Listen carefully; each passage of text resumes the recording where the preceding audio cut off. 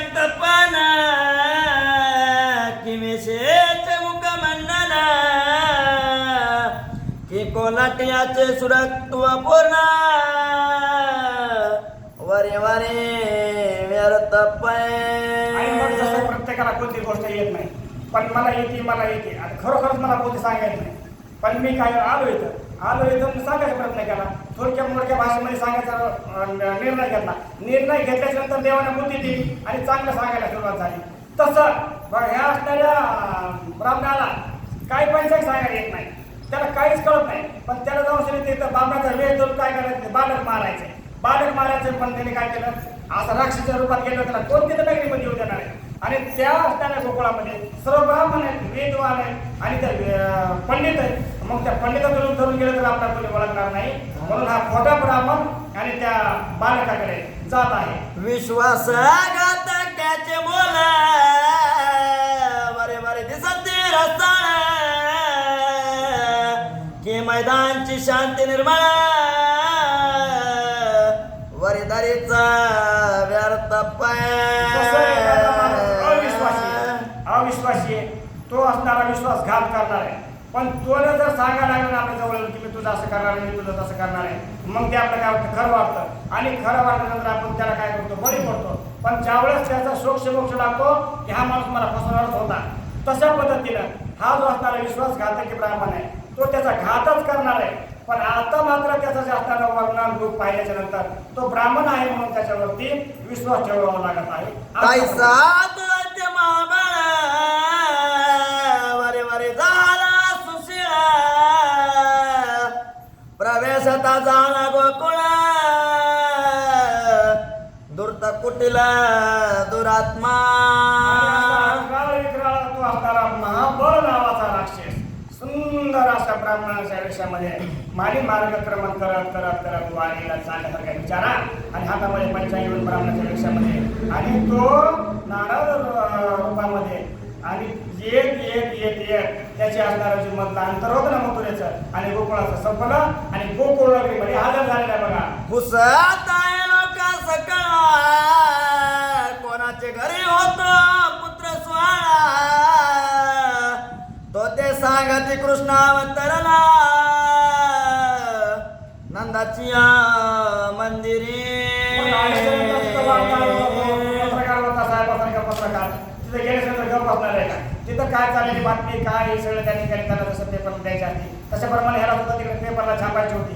पत्रकार म्हणून आला होता, पण त्याची जी प्रेस तिथं वाट बघत होती. आणि मग इथं आला बाबा कुणाच्या घरी लहान बाळ जन्मले, कोणाच्या घरी त्या ठिकाणी बाळाचा कार्यक्रम होऊ घातलेला आहे. आणि मग मात्र त्या गवळाने काय सांगितलं, या नंदराजाच्या घरी लहान बालक जन्माला आलाय, तो असणारा देवच आहे आणि कृष्ण परमात्मा आणि कृष्ण म्हणून त्या बालकाचं नाव ठेवलं आणि तो कार्यक्रम यशोदा मातेच्या घरी चालू आहे अशी माहिती आणि त्या असणाऱ्या डुप्लिकेट ब्राह्मणाला त्या ठिकाणी कळलं. हरे वंश भागवती पायी महाबळ विप्राची कथनाय शोध करिता सर्व टाय नारद पुराणे देखील हा जो असणारा महाबळ राक्षस ब्राह्मणाच्या रूपामध्ये तिथं पोहोचला. त्याला तिथं बातमी कळाली की नंद राजाच्या घरी यशोदा मातेला पुत्र झाला आणि यशोदा मातेचा पुत्र झाल्याच्या नंतर सोहळा पार पडला आणि त्या सोहळ्यामध्ये त्या भगवान श्रीकृष्ण परमात्मा त्या ठिकाणी त्याचं नाव ठेवलं आणि मग ही पूर्ण बातमी त्या ठिकाणी कळल्यानंतर बरोबर त्याच घरी आणि हा असणारा महाबळ राक्षस ब्राह्मणाच्या रूपामध्ये गेले नाही. ते कथाले जाना श्रोतीना धरावान मान मुळा वेगळे कथा पूर्ण सहसाई वाढेना. आता मला सांगा, तुम्ही खोटा ब्राह्मण आहे ना, खरी माहिती कशी सांगतो. अगोदर जे असणाऱ्या गर्ग मुलीने भविष्य सांगितलं का तिथं त्या भविष्यामध्ये आणि या असणाऱ्या खोट्या ब्राह्मणाच्या सांगण्यामध्ये त्या ठिकाणी विसंगती निर्माण झाली. पहिल्या ब्राह्मणाने सांगितलेलं आणि ॲक्युरेट सांगितलं त्यावर आनंद झाला, त्या ठिकाणी समाधान पावले लोक. पण ह्या ज्या असणाऱ्या खोट्या ब्राह्मणानं त्या ठिकाणी त्याचं भविष्य सांगण्याची सुरुवात केली. तिथलचा जर अभ्यास करून पुढे बोलण्याचा प्रयत्न केला त्याच्यामध्ये आणि याच्यामध्ये काय झालेले विसंगती निर्माण झालेली. नाना पुराणींचे इतिहास बोलला स्वामी वेदव्यास या लागे कदापि दोष न ठेवावा ग्रंथाते.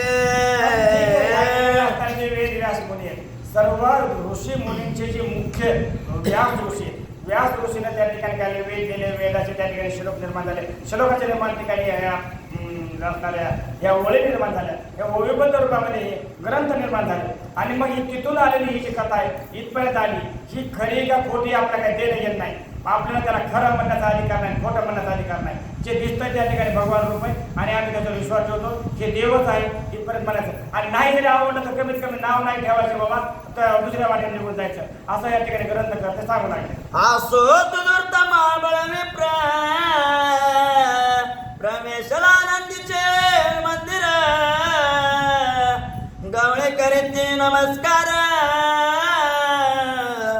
बावे करोने विप्राते. जात असताना हाच वाचणारा खोटा ब्राह्मण, हा महाबळ नावाचा राक्षस नावाचा ब्राह्मण त्या असणाऱ्या घरामध्ये गेला. घरामध्ये गेल्यानंतर सज्जन लोकांचं काम काय, कोणीही आपल्या दरवाजामध्ये काय केलं गेलं नाही आपल्याला. त्याला आपल्याला वाईट चांगलं म्हणण्याचा अधिकार नाही. आपण कोण आहे त्याची परीक्षा घेणार आहे, त्याची परीक्षा घेणारा भगवान विष्णू आहे. त्याचं जे असणारं काय रूप आहे, काय भविष्य आहे, आपल्याला काय देणार गेलं नाही. समोर आलं ना त्याला गिलासभर पाणी, कपरच्या भुकेला असलं तर एक भाकरच्या किलोचं काहीतरी द्यायचं. हे आता आपलं चालू ह्याच्यामध्ये ठेवायचं. तिथं सुद्धा सज्जन आणि परमात्मे सगळे विद्वान होते, पंडित होते, ज्ञानी होते. हा खोटा आहे का खरा आहे त्याला देणे घेणंच नाही. गेल्याबरोबर मात्र त्या सभेमधल्या सर्व लोकांना या महाबळ राक्षसाला ओरिजिनल ब्राह्मण म्हणून त्याने काय केलं नाही, साक्षात प्रणिपात केलं नाही, दंडवत केलं. बाई सावयात गेले असताना गेले ब्रह्मानाचे पूजन यशोदा कृष्णाची घेऊन स्तनपान करवित. ब्राह्मणाला त्या ठिकाणी केलं, आसन टाकलं, आसन टाकल्यानंतर त्याला सर्व उपचारे पूजा केली, सर्व फुलांनी हाडाने त्याला युक्त केलं आणि सुगंधित द्रव्य त्या ठिकाणी वापरले. आणि मग मात्र ही असणारी यशोदा आणि त्या बालकाला स्तनपान करून आणि समोर त्याला घेऊन आलेली आहे. यशोदा म्हणे ब्राह्मणासी शुभग्रह कृष्णासी जन्म काळीची दशा कैसी त्यामसी सांगिजे. आई जरी असली तरी बिचारी महिला, आणि महिलाला महिला एका भावनाकडून भविष्य बघितल्यानंतर कधी समाधान होणार नाही. देवाच्या माहिती झालं मला सांगा आपल्या माहिती काय आहे, आपली माहिती किती ब्राह्मण बघू शकते. जेवढे ब्राह्मण दररोज येतील तेवढ्या ब्राह्मणातून आपल्या कोणाचा भविष्य बघू. परंतु त्या ब्राह्मणाला त्या ठिकाणी कसं भविष्य सांगितलं, पहिल्याला कसं सांगितलं, दुसऱ्याला कसं सांगितलं, तिसऱ्याला कसं सांगितलं, त्याच्यावर चर्चा करायची. आणि जे खरं सांगितलंय का आपल्या मनामध्ये आनंद वाटलाय का त्यालाच खरं मागायचं. एखाद्याला दुसऱ्याला खोटं सांगितलं असेल तर त्याचा विश्वास ठेवा. आणि मग ती आली त्या बालकाला घेतलं, दूध पाजलं आणि त्या ब्राह्मणाच्या जवळ दिला. म्हणजे हे बघा म्हणजे ह्याची महादशा काय, याचा असणारा अवतार कार्य काय, याचं जे असणाऱ्या उभ्या आयुष्यामध्ये याचा संसार कसा होईल, हा कसा असेल याच्याबद्दल आम्हाला निरूपण करा म्हणजे महाराज. पूर्वी गर्गे केले जात का परम कल्याण शुभ सूचक तुम्ही सांगावे सम्यक दशा पावन कृष्णाची. देवबाप्पा बालक जन्मल्याबरोबर ते असणारं छोटं होतं.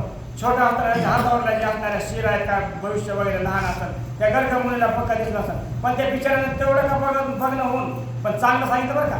तुम्ही काय करा, आता बालक पूर्ण परिपक्व झालेले, पूर्ण याच्या कपाळावर शिरा दिसतात, हाताला दिसतात, पायावर दिसतात, सर्व याचं त्या ठिकाणी काय महाराज पाहता येतं. आणि मग या बालकाचं जे असणारं भविष्य आहे तुम्ही खरोखरचे आजच्या तारखेचं असेल का तसं मला सांगा म्हणजे महाराज.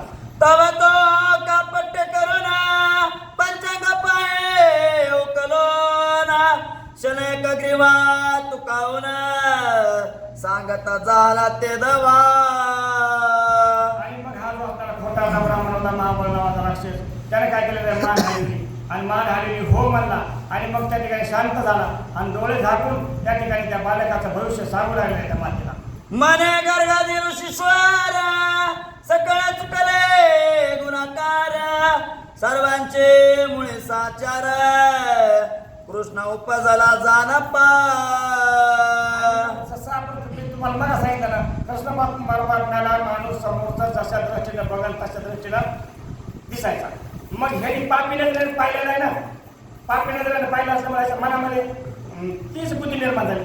जरी तो महाबळ नावाचा राक्षस असता आणि त्यांनी ब्राह्मणाचं रूप घेऊन इथं आलेला आहे आणि त्या ब्राह्मणाच्या रूपामध्ये असताना त्यांनी जर देव म्हणून पाहिला असता का, बिचारा त्या ठिकाणी लई उद्धार झाला असता आणि त्यांनी खरोखरच भविष्य सांगितलं असतं. जे खरं म्हणून सांगितलेलं ते सांगितलं असतं. आता इथं ज्या बाबा लिहिलेलं आहे त्या बाबाला कुणी वाचलं तरी त्या दिसणार आहेत ना, पण वाचणारा जर खोटा असला तर त्या ठिकाणी काय म्हणणार आहे, तो हरिविजयाचे वाचताना रामविजयाचे वाचे, त्याला चुकीचंच वाचायचं होतं. म्हणून तशा प्रकारे गर्गमुनीचं जे भाषण होतं, त्यांनी जे लिहिलेलं पंचांग होतं, त्यांनी सांगितलेलं भविष्य होतं, चुकीचं म्हणणार, त्याला काही कळत नाही, त्याला बघितलं तपासलं नाही. आणि कोण होता तो खोटाला, मी जे सांगतो ते खरं आहे, माते ऐक म्हणल्या. या पदता लागल्यामुळं हा करीला सर्वांचे निर्मूळ, याच्या पाय गोकुळ निर्दाळेला सर्व. काय म्हणली माय, तुला देवानं मुलगा दिला पण देऊन चांगले. जे म्हणले तुझ्या घराचा सत्यनाश करे, गल्लीचा सत्यनाश करे, गावाचा सत्यनाश करे, नाही नाही या तुझ्या सर्व राज्याचा नाश करेल म्हणले. या बाळ या ठिकाणी तुला जन्मालाच नव्हतं पाहिजे म्हणले. इतकं विचित्र बाळ या ठिकाणी तुझ्या पोटी देवानं झालं, हे तुझ्यासाठी चांगलं नाही म्हणले. हा पदन हो मुळे करीला सोपुत्राची होळे, तरी तुम्ही सकळ मिळवणे गवळे लेकरो बाहेर टाका हे. माझं एक म्हणणं आहे का म्हणजे याचं पूर्ण भविष्य मी पाहिलं नाही आणि तुमच्या कल्याणासाठी, जगताच्या कल्याणासाठी मी एक तुम्हाला मंत्र देतो म्हणले. ही जी छोटंसं बाळ आहे ना म्हणले, हे तुमचा नाश करणार आहे, घराघराचा नाश करणार आहे, आयुष्याचा नाश करणार आहे, पूर्ण राख रांगोळी करणार आहे. नाही वर्षाला एक जण येणार शिमगा काय, हे रोजच शिमगा करणार आहे तुमच्या घरामध्ये. काय करा तुम्ही, हे बालक काय करा आणि बाहेर असं गल्लीमध्ये फेकून द्या म्हणले, पण घरामध्ये सांभाळून नका. गर्ते माझी नेवणे जिताची पुरावे छाने, तरीच कल्याण तुम्हाला गुणे निश्चयसी जाणे जे. मध्ये सांगितलं त्यांनी बाहेर फेका म्हणून, पण या वळीमध्ये तर त्या बिचाऱ्याने सांगितलं नाही नाही नाही म्हणले, असं करा म्हणले, बाहेर फेकू नका. बाहेर फेकल्यानंतर कोणाच्या पायामध्ये अडकलं, डोरा जनावरच्या पायात अडकलं, गाई माणसाच्या पायात अडकलं, त्यांना सुद्धा एक काळच आहे म्हणले. ढोरा जनावरांना कुत्र्या माणसाला सुद्धा म्हणले याच्यापासून विटाळ होईल, हे लईच बेकार आहे. याला काय करा म्हणले, गावाच्या बाहेर उकांडे आहेत ना म्हणले तुमचे उकांडे, त्या उकांड्यामध्ये खड्डा खाला आणि उकांड्यामध्ये खड्डे खाऊन याला जिवंत पुरा म्हणले, मारून सुद्धा पुरू नका. बाळा नवे हाकाळा गिळीला तुमचे कुळ सकाळा, ऐसे कथाच वैकुंठ पाळा काय चरित्र मांडिले. आणि मग मात्र हे बालक होतं, पण हे देवाचा देव आहे ना, सर्व देवाचा देव आहे ना. कृष्णाचे बालक बाल असं तरी ऐकत असतात का, काय नव्हते का. हे खोटं भाषण त्या ठिकाणी सांगायला होता, खोटं भविष्य त्या ठिकाणी सांगत होता आणि मग सर्व माताच ऐकत होत्या. अशा